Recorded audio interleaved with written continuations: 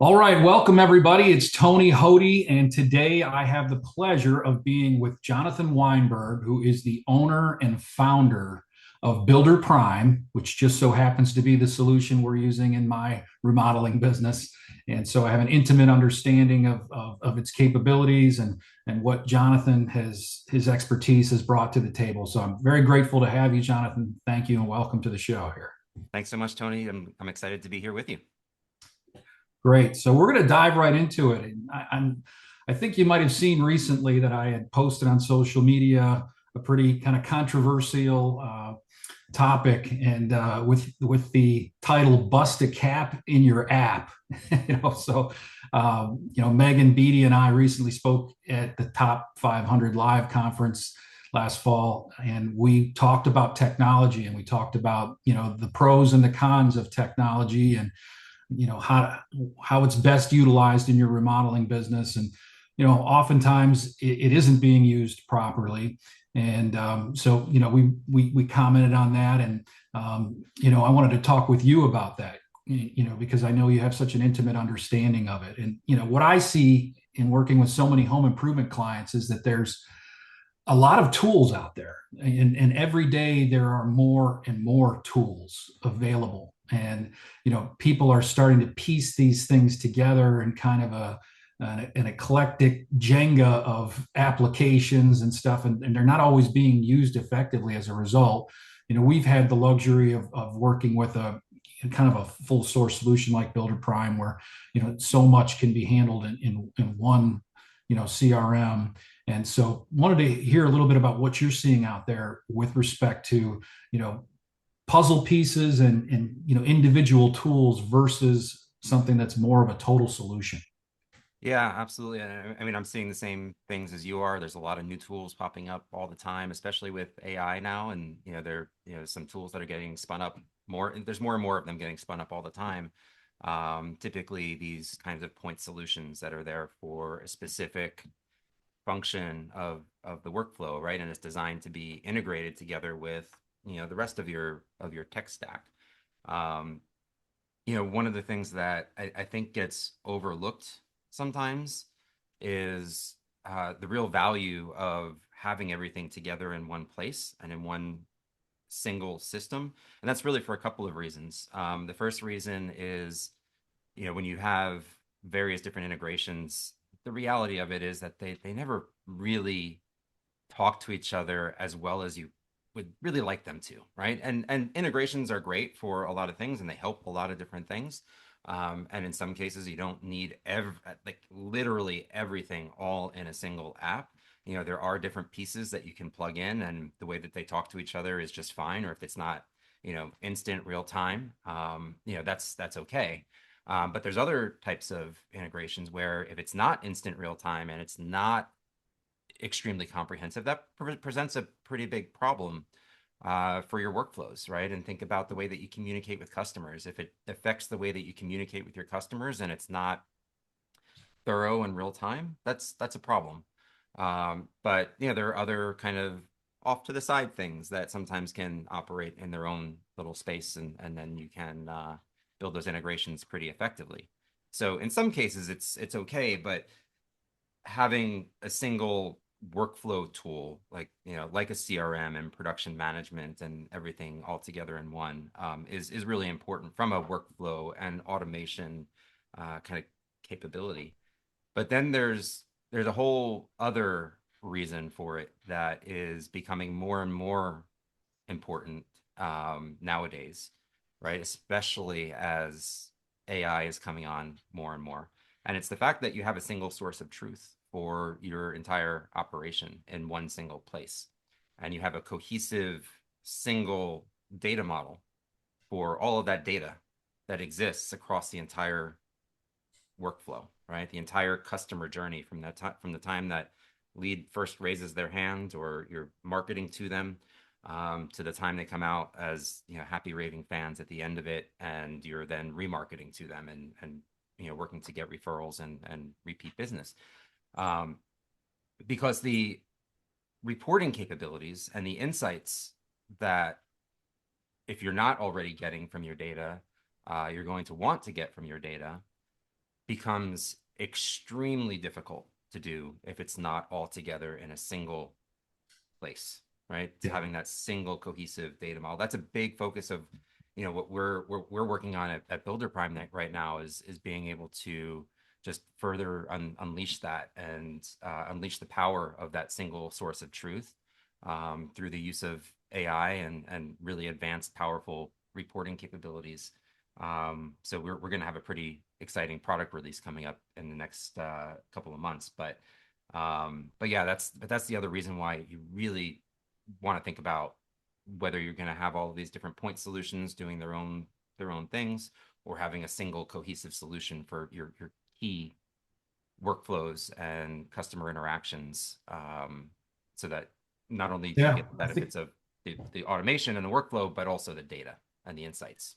yeah, the impact is just kind of widespread when it's not working properly, right? I mean, it's not only frustrating your internal team, but it has to have an external impact on the customer as well. So it can impact everything from retention, to customer retention. Hmm. So I think it's something that a lot of people don't think about, but when it's not working well cohesively with a lot of the other applications you have in your business, just slows things down significantly. Yeah, it affects the type of customer experience that you want to be able to provide for your customers, right? Because you don't have everything operating as tightly as possible, let alone the ability to convert them into sold jobs, but also just the general experience that they have working with your company, both during the sales phase and the post sales. It's really important. Yeah, so integration is becoming more and more important, I would imagine, with technology just continually developing, and there's just like a new app every day. I realize that you mentioned that it doesn't necessarily um, always work smoothly. It doesn't always, all these different puzzle pieces don't always work really fluidly. Sometimes there's some friction in there. How do you eliminate some of that friction? If you are forced to use other applications in your business that aren't part of your CRM. I mean, you want to look for capabilities in the APIs, and have the ability to kind of customize how those apps might work together or talk to each other. But also look at the data that gets transferred or can get transferred from one application to another. Because again, it's like you got to think first about, is this going to work well from an operational perspective, right? Am I going to be able to fit this into my workflow and not have it cause all kinds of problems in the way that I, again, like for example, communicate to my customers? But also, am I going to be able to get the data, and am I going to be able to put the data together in a single place, so that I can get, again, all of those insights for them? So there's not there's no silver bullet to eliminating some of the friction. It's oftentimes just dependent on what the different apps are capable of and what types of APIs they may provide that you can then take advantage of to try to do things the way that you want to make sure they get done. um, as opposed to maybe relying on just a standard native integration, that they might have with this other estimating tool, for example, or photo management tool. Can you build your own if you want to? So if you want to build your own integration, look for the ability to do that. But again, that's work, and it's not always Do you see a lot of even people with doing that? what's. Oh yeah, people are definitely doing that. And AI certainly is making that a lot easier these days. I could go on and on about AI and some of the risks of using that for different coding practices if you don't really know what you're doing. But but yeah, it's definitely easier than ever, and people are definitely doing it, and it allows you to make those customizations more functional the way that you want them to be. Yeah, and for me, it's always about the leads, right? I'm always concerned with, how is it impacting leads, because leads are the lifeblood of any organization. And when I think about integration, a lot of times it's has to do with how leads come from different aggregators, different sources, and how they get, automatically input into your system without additional, data entry, duplicate entry, because all of that stuff boils down to speed, and Right. speed to lead is huge. Being able to get in touch with them in the evening, on the weekends. I have developed these 24-hour showrooms because I want to serve customers around the clock. And I realize that not every shopper is shopping, at 10 a.m. on a Monday morning, or 2 o'clock on a Wednesday. Sometimes customers are out there Saturday evening, Sundays, you name it. And we have to be able to get to those inquiries when they come in real time. And, tell me a little bit about how, a full service solution can help you stay in touch and impact speed to lead. Yeah, that's a big one. And yeah, by the way, I heard you talk about those 24-hour showrooms at the Lead Gen Expo. I think that's brilliant. I think it's so cool. And Thank you. yeah, but once you get that lead in, obviously speed to lead is paramount, right? And not only that, speed to appointment. I hear you and Megan talking about that kind of stuff a lot too. Yeah, we call that speed to meet, and that's another Speed big. to meet. Yep, Yeah. yep. And so I mean, if we go back to the question of like the different integrations, right? There's different tools that like communication tools, and let's take like text messaging, for example. And you can have a separate text messaging tool, and that is you use that to communicate with your customers. Maybe even you have the lead aggregators feeding into to there and the CRM together at the same time, so you can have your speed to lead. Uh, but if those two systems aren't like 100% in sync, you're going to have problems, right? You're going to have errors and mistakes that happen. You're going to have inefficiencies that happen that are going to impact your ability to set those appointments, to follow up on those appointments, to go to those appointments. And then beyond that, after that first stage, and the way that you communicate with customers, um, having that across multiple systems, again, if your CRM and your communication tool aren't 100% in sync, you're going to have the wrong messages going out at the wrong times. It's going to be a poor experience for the customers, and it's going to reflect poorly on the company, that it looks like you don't know what you're doing or who you're talking to, or no one's kind of in sync with each other. So Yeah, I can we speak to that. I wanted to comment on that real quick, yeah. Jonathan, because we've used a service for texting, and just one example of something that can go sideways when you have just so many different solutions layered on top of each other, like I said, like kind of like a late stage game of Jenga is what it looks like to me.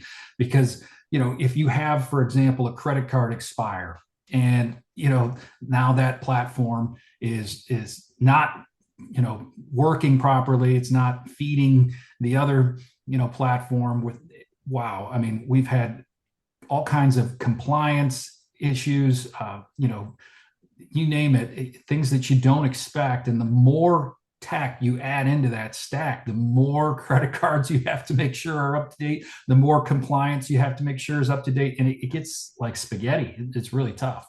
Yeah, yeah, for sure. And then and then when things are working, right, when you do have everything active, you could have one system sending out messages to set an appointment, and they set an appointment, and then you continue sending. It doesn't realize that you set the appointment, and keeps asking them to, keeps nurturing and asking them, and it's like, what are you talking about? I already set the appointment with you. It's scheduled for next week. Don't you have that on the calendar?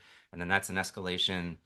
After and this extends through the whole kind of journey of that customer with your business. And it just, again, that the communication, for particularly for lead management and nurturing, but also like, all the way through is just, I think, one of those things that you can't compromise on. You have to have Yeah. that, like, Yeah, work I know. together in that single source of truth.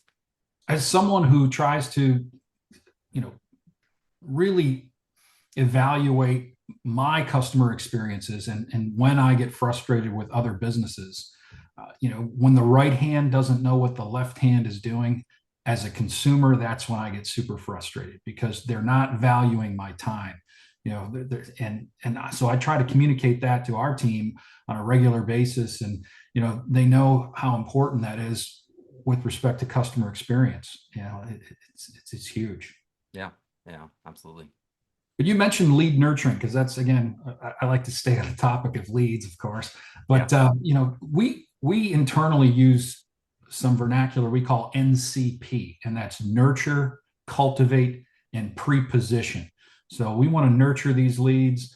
We want to cultivate them into appointments, and we want to pre-position ourselves as the authority, pre-position ourselves as the best choice.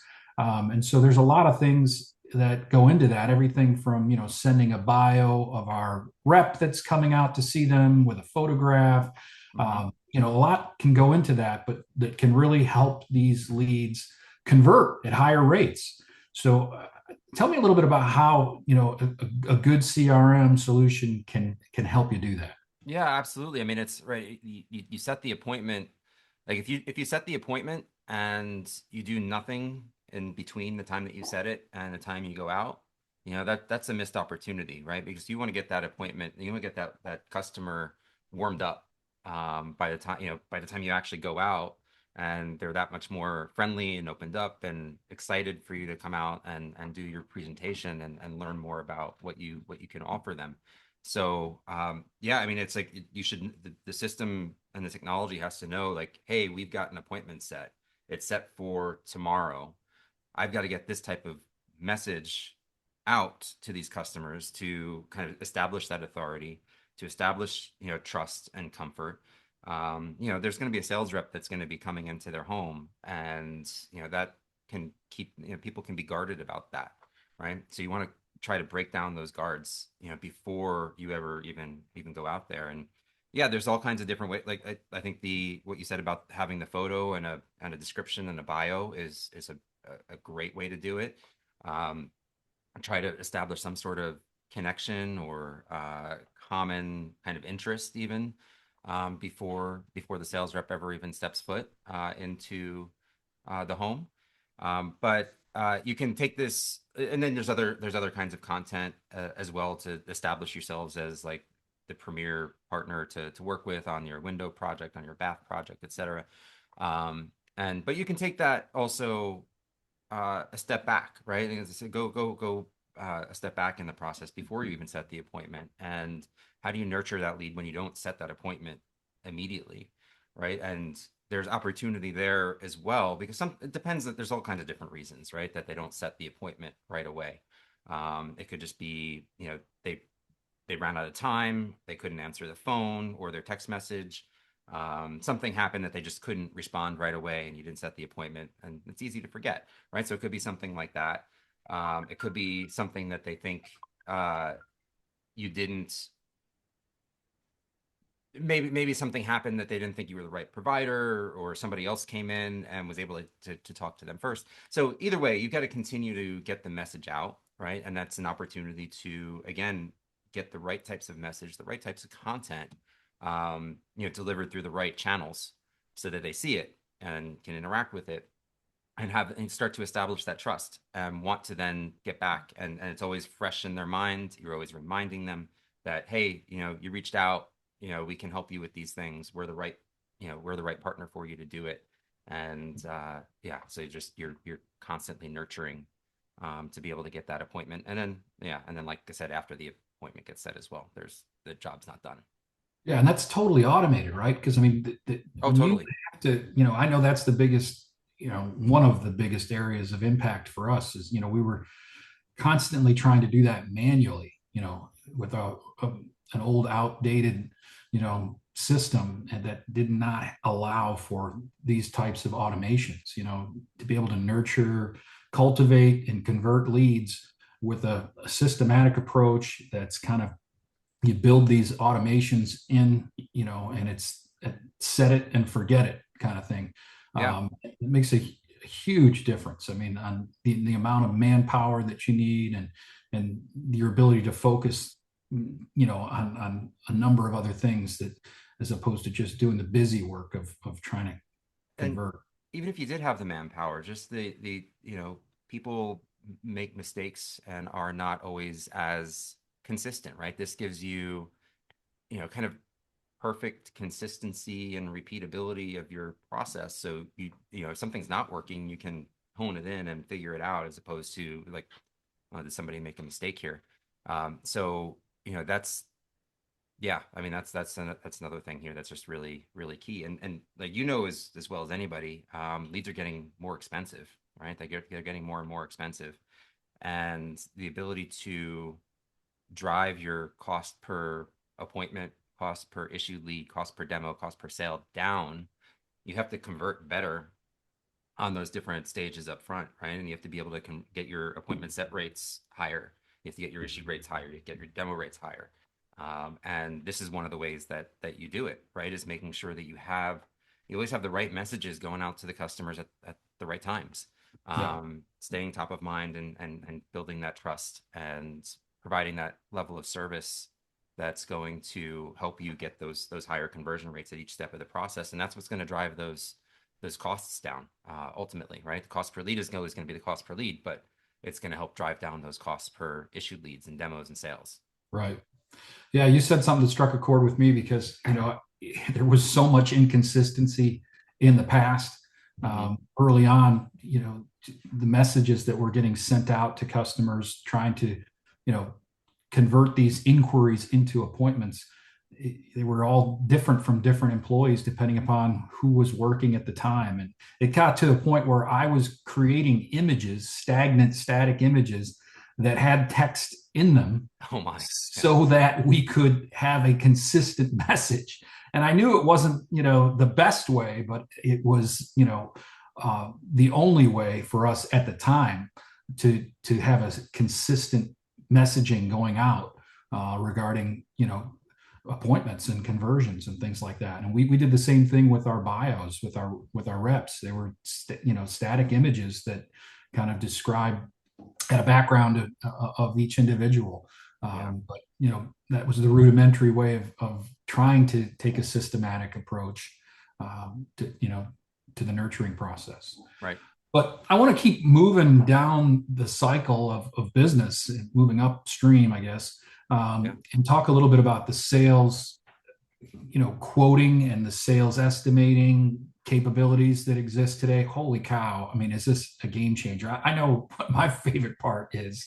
My favorite part is not having to have these events, these meetings, where you're bringing bagels and pizza and everything else to apologize to your sales reps about the fact that we're having another price increase, right?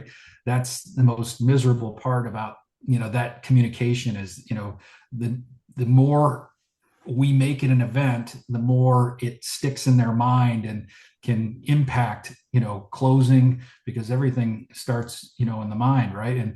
And so, having the ability to just go into your CRM and adjust pricing if you get a notice from a vendor, or, and be able to do it quickly, and just have that cascade through your system to every rep.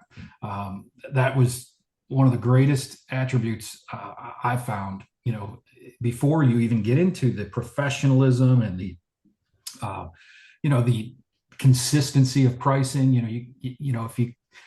If you don't forget to charge for something, if it's a line item that is on the digitally created, agreement, and so there's just so many advantages of that. Tell us a little bit about, what how that can impact a business.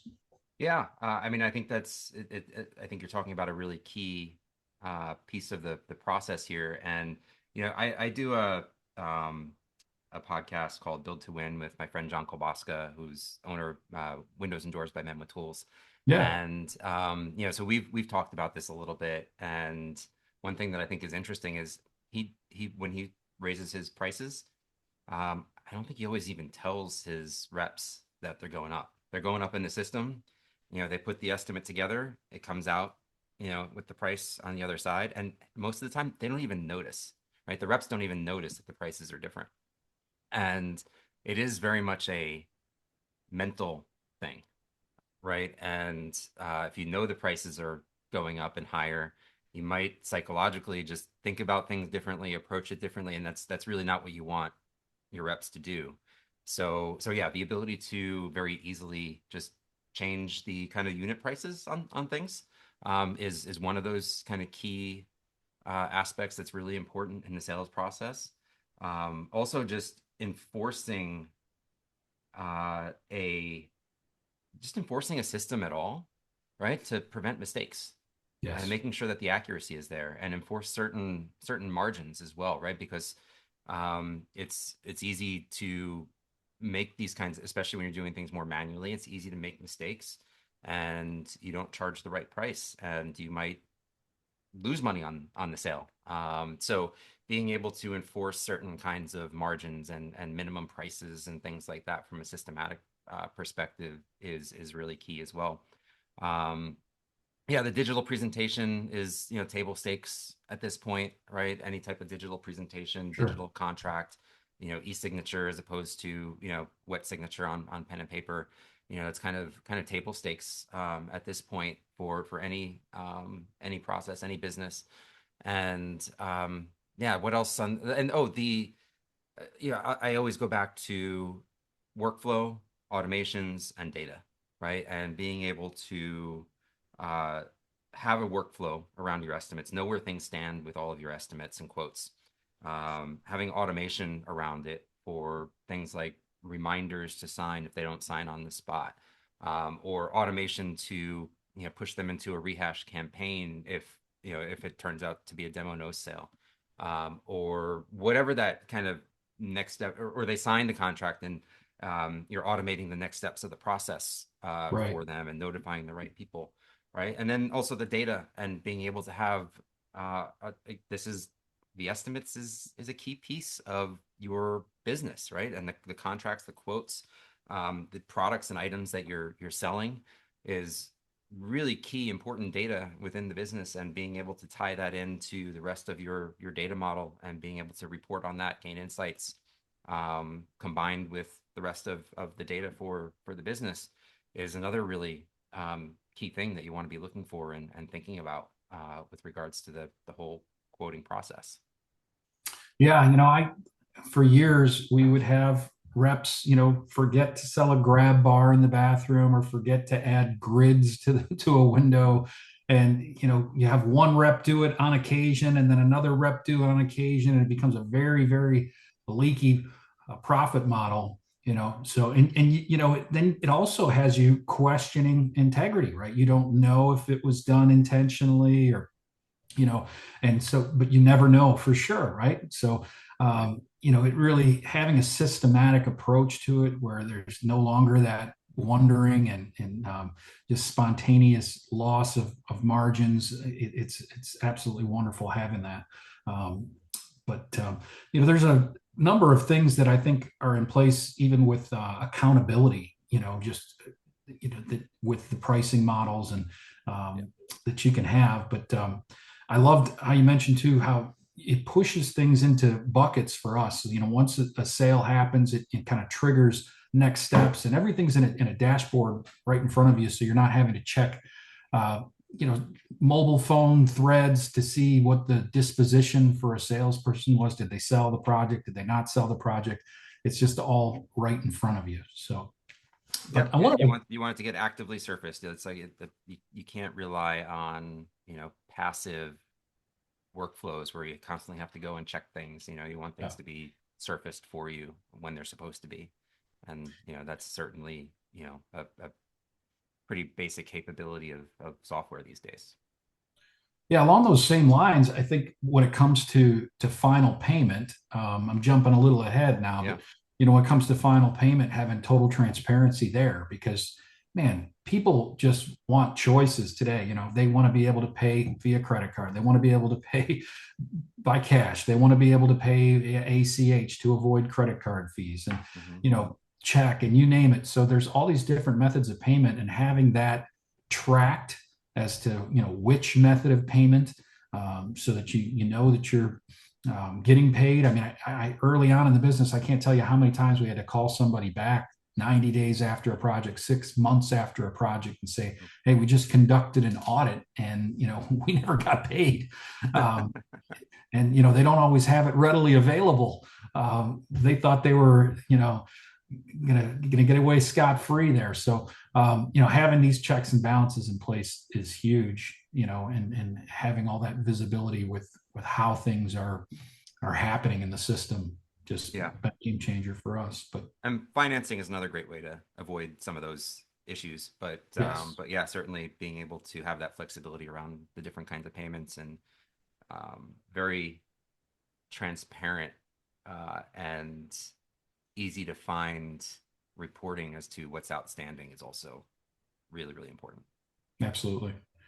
So I jumped ahead to final payment, but between the sales quoting process and final payment, there's a 6 to 8 week, 10 week, 12 week waiting period for homeowners, Yeah. and that's an eternity. During COVID, it was much longer than that. But for homeowners who are living in an Amazon world that can track their packages, Uber, when they summon a ride, they can watch their chariot show up at their front door. Uh, Right. and so, with all of this happening around us, that's the expectation of consumers today. Yeah. Uh, Tell us a little bit about the nurturing of the project along the process, between the time the job is sold, the measured, ordered, and there's that radio, what used to be radio silence. That's how we referred to it in our business. We would tell people, hey, there's going to be this extended period of radio silence. Feel free to reach out to us if you have any questions. But we were putting the onus on the consumer. We were Yeah. telling you feel free to reach out to us because we just don't have the systems in place to reach out to you.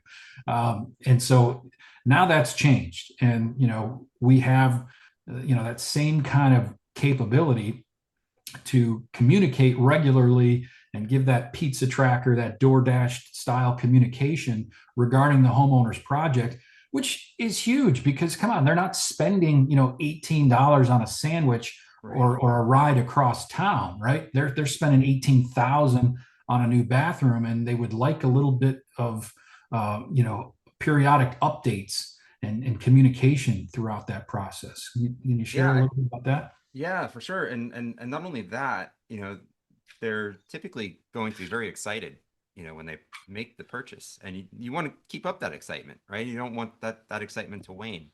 And if there's radio silence, that's it's very easy for that excitement to wane.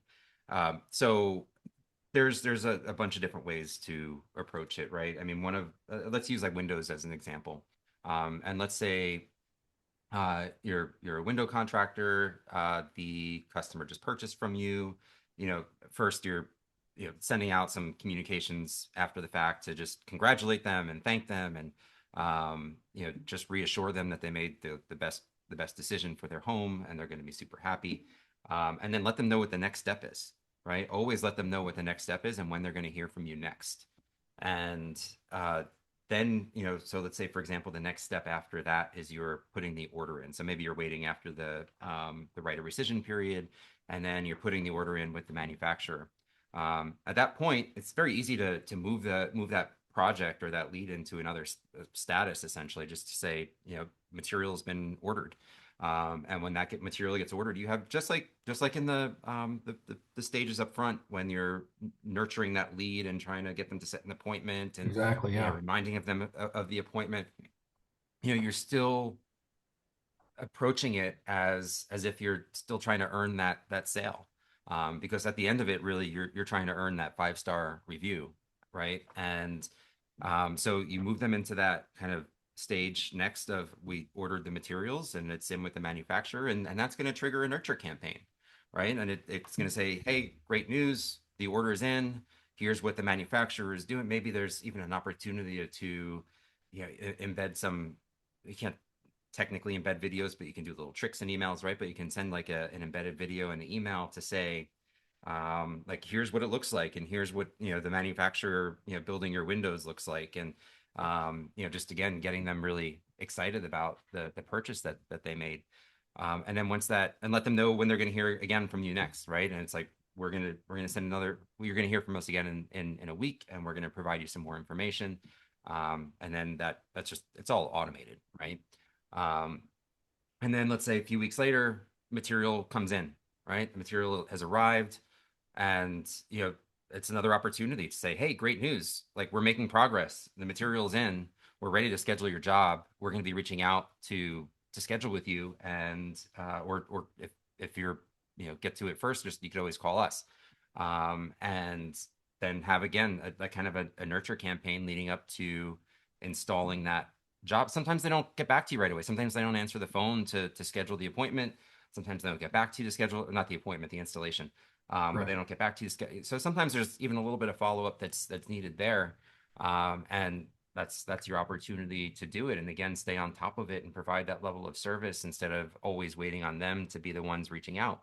And it could be these we talk about actually we didn't really talk about call queues in the beginning phases, but obviously call queues is really important, and call center automation from that perspective. But also here, right, you can have call queues in your production process, pre-production, production, post-production. So making sure that you're reaching out at the right cadences to the customer, reassuring them and giving them the updates and continuing to provide just a superior level of service. And then that extends through the installation, right? We installed your job. That's great. Here's what to expect. Reminding them, leading up to that installation, we're a week out. Hey, we're 3 days out. We're 3 days out. Hey, tomorrow's the day. Get excited.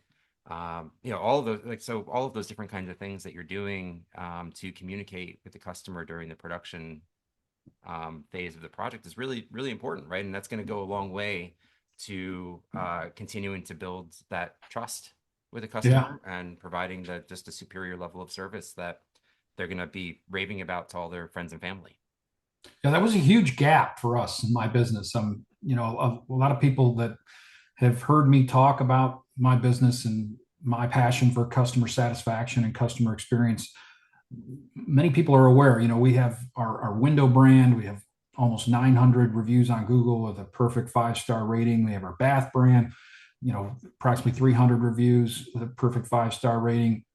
Mhm. And that's consistent, not just on Google, but, on Facebook and Better Business Bureau and you name it. And we work really, really hard at that. My point is this: early on, when we were taking customer satisfaction surveys and we were hearing the feedback from the consumer, they were saying, the project went smooth. We're happy with the end result. Our only grievance, our only gripe, our only, you know, offer or suggestion to you is that there was this lack of communication, you know, Mhm. and so it just kind of left a little bit of a salty taste in some people's mouths that we didn't have that fluid communication throughout the entire process. We did a good job in marketing, did a good job in sales, ultimately installed it properly, but that lack of communication just wasn't at the level of so many other aspects of our business. And so we're grateful to have that, ironed out with a full service solution for sure. Yeah, yeah, absolutely. It's really, yeah, super important. So I want to talk to you a little bit about implementation of a, I jokingly call a change in the CRM an organ transplant for a business. It's kind of what it can feel like. It can definitely be a challenge. And so, what do companies that do it well? What do they do differently from companies that don't do it well? That's a great question. Yeah, I mean, no question, it's challenging, right? Switching, it's a lot more challenging to switch even than it is to implement brand new, right? Sure. Because the team is already kind of established with certain processes and they're used to the certain nuances, and change is hard, right? Change is always hard, no matter what it is. And it's a big change. But also having the right solution for the core of your business is really, really important. And it's so important that companies go through this pain because it is that important. So uh, what do companies that are more successful doing than the ones that aren't from an implementation perspective? It is the change management. It's the willingness to kind of jump in, be adaptable, and just go. Just start doing the thing. It's not going to be 100% perfect. Knowing upfront, it's never going to be 100% perfect. But just working through that, learning from it, and continually tweaking and iterating is what is going to be.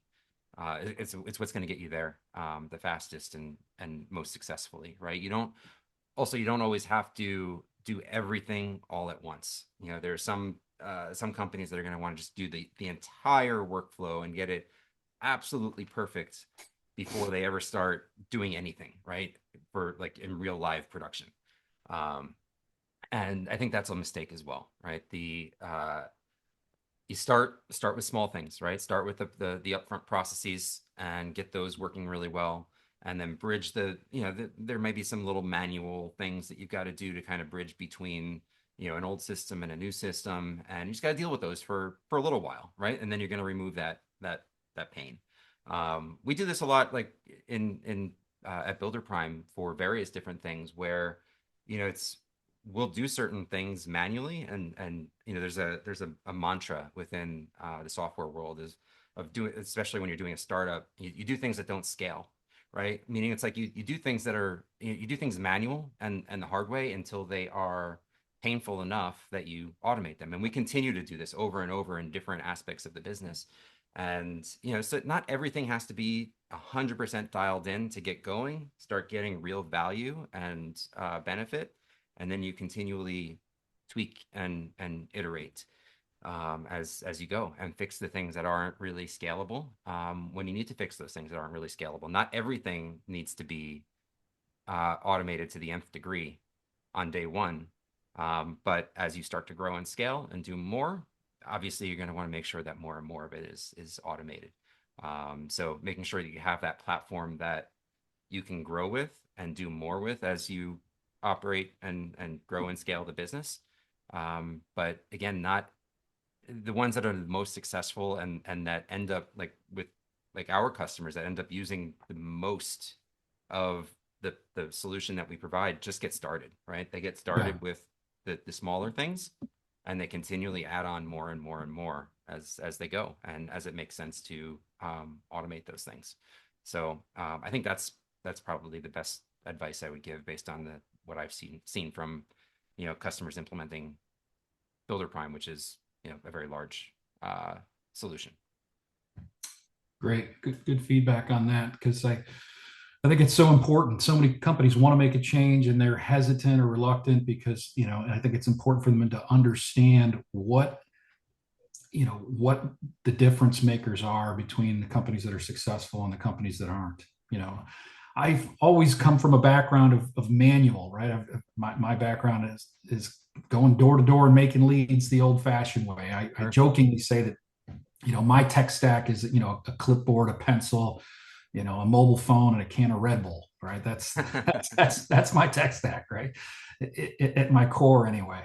But tech is becoming such a part of our industry and the world we live in, and certainly lead generation. And so we put together a panel of experts, people like you, Dean Curtis from Engage, Tim Mush from Paradigm Vendo, and we're going to have you guys together at Lead Gen Expo, and we really want to hear some of those insights about how to use technology effectively, how the companies that are doing it successfully versus the companies that are struggling with it, and really highlight those areas so that we can iron out those wrinkles and eliminate those speed bumps from the equation. So Yeah. looking forward to having you at Lead Gen Expo and seeing you there. That's going to be June 10th and 11th in Cleveland. Yeah.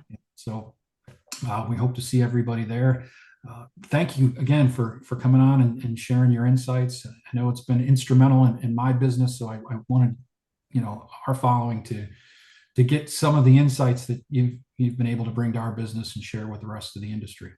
Oh, my pleasure. Yeah, thanks so much for having me. And yeah, super excited for Lead Gen Expo as well. So it's always one of the best events of the year, and one that I look forward to, and everybody else that I know goes and sponsors the event looks forward to as well. It's just the and the attendees is, you know, for that matter as well. It's just so much great information that always comes out, and I know I always learn more things when I go, and I see everything that all the takeaways that all the business owners and different companies that go learn from there. So it definitely, that's one of the best ones of the year. Everybody should be going to that, and really excited to Yeah, we see. got a great cast this year too. We're excited. We've got some new blood joining the ranks. So Marcus Sheridan, he author of Endless Customers and They Ask You Answers, going to do a couple different segments. And Brian Gottlieb's going to join us. We've got Sam DeMeo from New Jersey, Showcase Remodels. Got an incredible story. Can't wait to share. Mark Lavoie from Advanced Windows in Connecticut, just a really good cast and a lot of new faces for people to learn from. Awesome, awesome. Yeah, that sounds like it's gonna be really, really great. I'm excited. Thanks again, Jonathan. Thank Appreciate you, your Tony. time. Bye Thank now. you.